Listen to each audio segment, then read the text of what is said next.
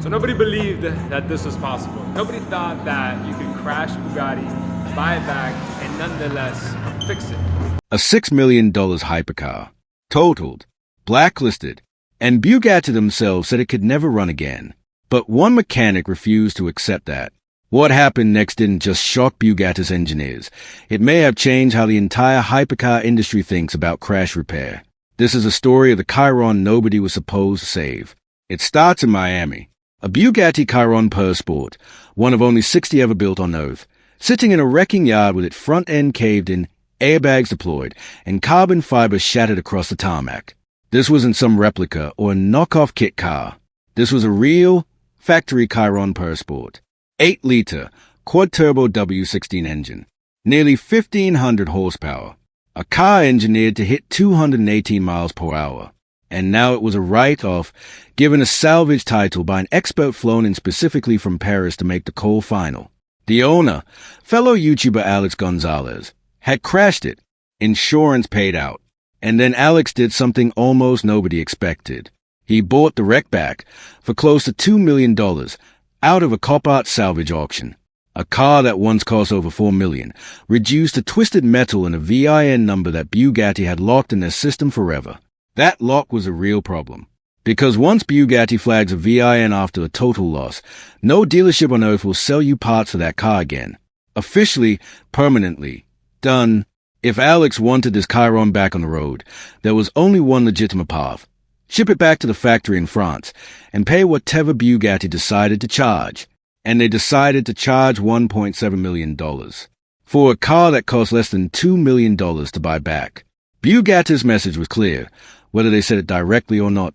This car is finished. Walk away. Instead, Alex called in Matt Armstrong.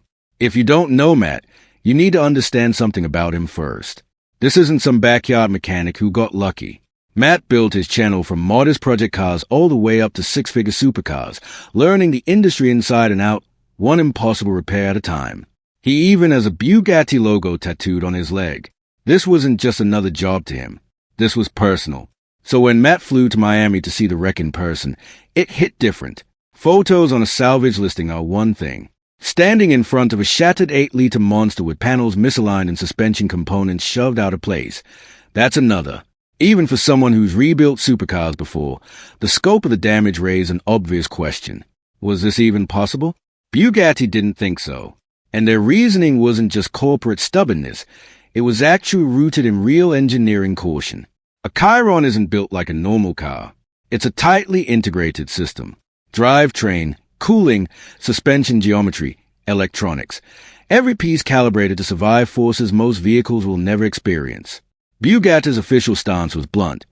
If the monocoque, the carbon fiber chassis at the heart of the car, is compromised, they won't certify a repair. Full stop. Structural carbon fiber damage, in their eyes, cannot be fixed to factory standard. Only replaced. And replacing the monocoque on a Chiron is basically building a brand new car from the frame up. That's the wall Matt was staring at. No official parts. No factory blessing. No safety net. Just him. A totaled hypercar, and a decision that would define the next several months of his life. He said yes anyway. The teardown alone told the full story of just how bad this crash really was. The front end had absorbed a brutal hit. Airbags fired. Carbon fiber cracked. And buried deep in the wreckage was arguably the most important discovery of the entire rebuild, a shattered gearbox mount. Now here's something most people watching don't know. That mount isn't a flaw. It's designed to break. Bugatti engineers built it that way on purpose, as a sacrificial piece meant to snap in a crash and redirect violent forces away from the rest of the car's structure. It's brilliant engineering, right up until you actually need to replace it, and Bugatti won't sell you one.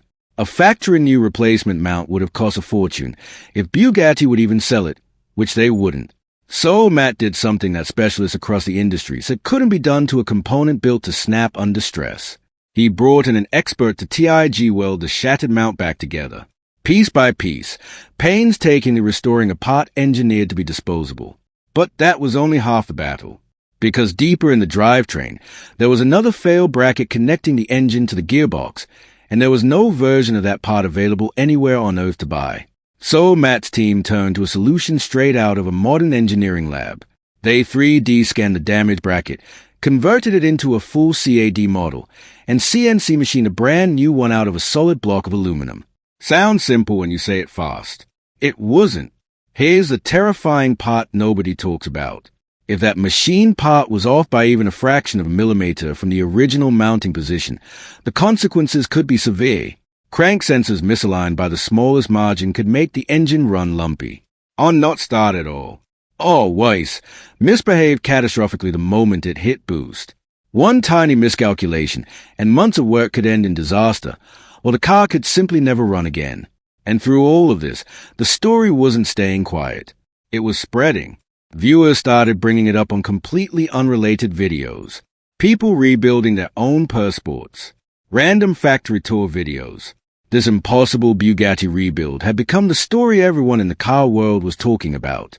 Then something happened that nobody saw coming. Mate Rimac, yes, that Rimac, the man behind Bugatti Rimac itself, stepped into the conversation. He didn't dismiss the project. He warned about the real risks. He pointed out that the gearbox housing had shattered, that the monocoque had taken structural damage, that shortcuts here could have serious consequences for anyone who eventually drove this car.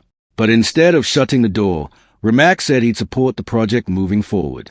And not long after, Bugatti softened. The parts blacklist was lifted.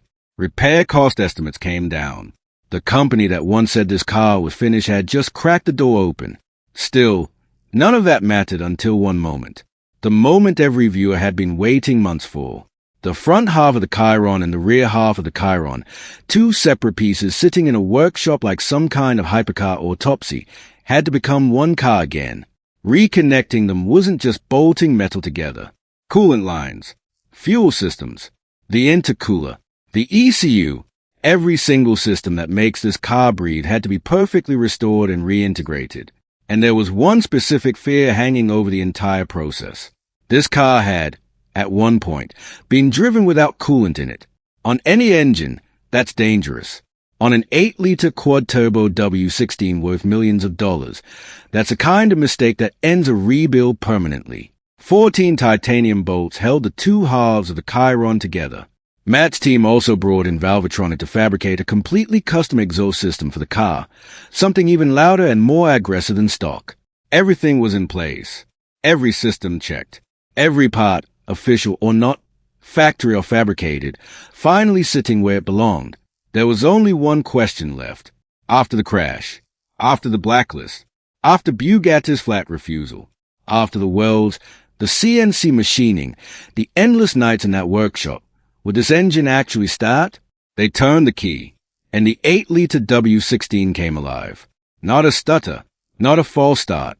It fired, and with that new custom exhaust breathing through it, this Chiron sounded deeper and more ferocious than it ever had from the factory. A car that experts said was finished. A car Bugatti themselves refused to certify. A car built from two separate halves and a hand-welded CNC machine path back to life, running again, on its own terms, outside the system that gave up on it. This wasn't just a mechanic winning an argument with a car company. This was proof that the wall manufacturers put up around their most expensive machines isn't always as absolute as they want you to believe.